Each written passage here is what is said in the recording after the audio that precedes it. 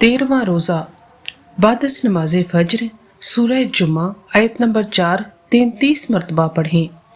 بسم اللہ الرحمن الرحیم، ذالک فضل اللہ یؤتیہ من یشاء واللہ ذو الفضل العظیم۔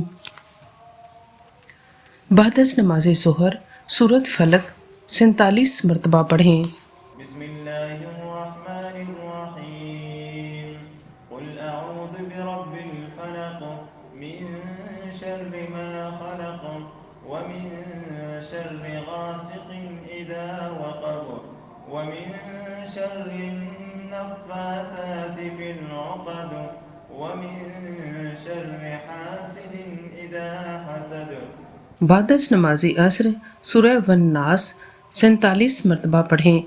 بسم اللہ الرحمن الرحیم، قل اعوذ برب الناس ملک الناس الہ الناس من شر الوسواس الخناس الذي يوسوس في صدور الناس من الجنة والناس۔